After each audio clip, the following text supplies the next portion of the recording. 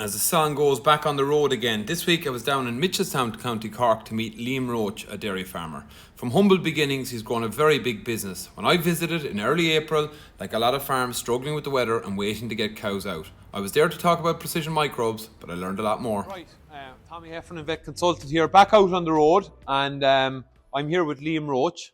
Morning, Liam. Well, it's late morning now. Yeah. We started talking, Liam, and probably you want to get rid of me at this stage, but 2 hours ago we started talking and you gave me a tour of the farm. Can you tell people a little bit about yourself, Liam, and where are we? So I suppose we're farming here. We're milking 350 cows here in Mitchelstown. I suppose we've a split herd. We've two farms, two milking platforms. Probably 180 in one farm, 170 in another farm. I suppose here behind us is the calf house. All cows are calved and wintered on one farm. I suppose, look, we would have started when I came home first with 45 cows, and we've built it to what it is today. Extraordinary growth, right? I would have heard about you before I met you, and I think we hit it off because you're not afraid of a bit of challenge, and I like people who are not afraid of challenge. Extraordinary growth over the years, Liam, to the numbers you are now. And I suppose one thing that, look, I came down here to find out how you're getting on with Precision Microbes and the calves, but you can't but leave and tell the story about the level of detail that's gone into the farm year after year around, you know, people come in and say big shed and say big farm, but there's been a lot of work gone into that. A couple of things I've noticed and maybe I want to ask you about is there seems to be a big attention around the cow herself. Yes. Talk to me about your approach to the cow. So I suppose, look, the cow, she has an awful lot to pay for in this yard, maybe. You know, as you said, a big shed, big calf house. So I suppose from the time they're dry, we make sure they get plenty straw, plenty minerals. They get say the likes of oats and soya. Make sure they're in good condition calving down. Thankfully, this year we've had no issues worthwhile calving. Every cow calved generally on their own, no assisting. From the time then they go into the milking parlour, then they're on 3 kilos a meal, gradually brought up to 6 kilos a meal. They get maize, they get silage through the diet feeder, and a half a kilo of straw. I suppose, as you said, the attention to detail, we'd be, while two are milking in the morning, some fellas outside feeding those cows. I don't want the cows to be hungry at any stage. Cows are fed first thing in the morning, and silage has been shoved in maybe 6 or 7 times in over a 24-hour period. The other thing I noticed when we go around, and we spent the last half an hour chatting to the two lads working here in the farm, yes, is the team. You know, and I was listening to your starting out with whatever 12 cows, and you're going up along.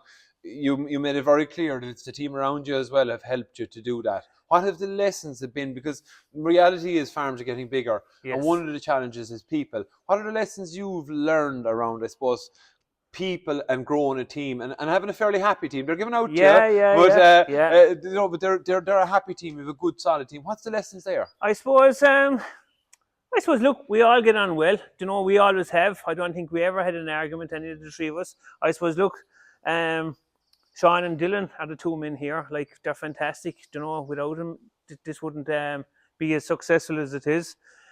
But I don't put in or out them too much, as long as the job has been done right. I don't look for the last thing to be done in the evening.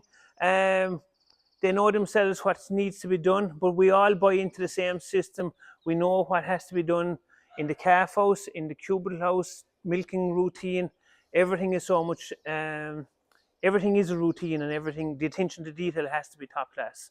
Yeah. And when I look at the attention to detail, you strike me as somebody who'll never be finished, right? So we went around inside in the crate down there. There's a Delaval for pushing up feed.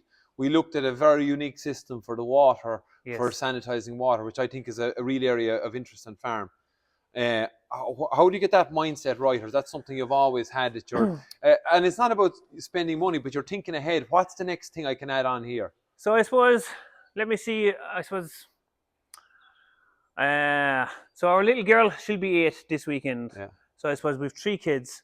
I suppose a young family, I suppose there'll be a big attention put on how quick can we get the jobs done and milk all these cows and be back in to be free to go places or to do whatever you need to do or get finished up in the evening. So I suppose any year or on any given year, we'd always buy something to try and make life easy. let it be for me or for the boys or whatever it is, but just do something just to make a change in the farm. And I suppose we have a lot done in the last number of years between calf feeders, collars for cows, drafting gates. We have a lot done. I suppose we might be gone to a slightly different level now with the likes of the Delaval up the Duo to keep silage shoved in, keep intakes up. I suppose we would have a heavy farm here, so I suppose our winter is a little bit longer than more. But I just like to think if I can make the job easy for myself, for the lads, I can milk a few extra cows without anybody getting bothered or without just upsetting anyone, you know, because I am conscious that the boys, I suppose Sean is here since 2012. He came in here when we had 160 cows, you know, so Yeah. I suppose to milk the extra cows and to have his job pretty much the same, or not to be anything, not to have the day too long, you know. Look, we start early in the morning, we're started at 5:30, but we're milking again at 3 o'clock in the day, and I'd like to think that they'll be all gone home at 5 o'clock in the evening. If I don't stop talking, I'm going to be here. I'm going to be Yeah. milking cows, Liam, as well. I had to cover that because I think when you stand back and you look at the attention to detail, the consistency, and a positive mindset, it's three of the recipes I would find from going around farms that people can learn from. So well done to you on that. Quickly on calf health then. Okay, we're in a fine calf shed. It's a continuing moving feast. Yes. Again, you've been adding and changing bits and pieces, but behind me is some very healthy calves. Key to successful calf rearing for you, what have the lessons been there? So I suppose we built this calf house in 2020. I suppose slowly we're perfecting the calf house. As you can see behind us, we put up stock board. We just probably had too much Yorkshire boarding, possibly making the house too cold. But I would say this year we vaccinated the cows for scour. We vaccinated the calves for PI3, RSV up the nose. We use Precision Microbes. Plenty straw on them. Calves are bottled straight away. There's no calf left unattended. Every calf is bottled straight away. We've heat lamps over the baby calves. To just all the small issues, the small things make a difference. It's just having problems in a calf house like this, then it just adds too much cost and too much time. So it's thankfully this year now we've had no issues at all. With I'm calves. obviously going to say that Yeah. you've mentioned a couple of changes. Precision Micros have been part of that story. It's a tool again. It is. Have you been happy with it? Very happy. So I suppose from day one, the calves will get 30 ml of Precision Microbes in the beestings. They get in second milk. They get in milk for the first couple of days. They're on the feeder. Here it is. They get it through the feeder, and they've had no digestive upsets. We've had very healthy calves. Again, it's another thing to eliminate problems. We don't want scour running through the shed, and I suppose I would pride on the fact that we sell all the calves here at home to locals. They keep coming back year in, year out. So we want good, healthy calves for that market. We generally don't sell in the market. Yeah, attention to detail, mindset, and consistency come back there again. Liam, thanks for having me down this morning. I really enjoyed it. I'm always, but I will ask you, right? You know, maybe two questions. If you were to go back to that young chap who left school and took a chance, very much backed by your father and a good relationship with neighbours, would you change anything? God, I don't know. Bought a dryer farm.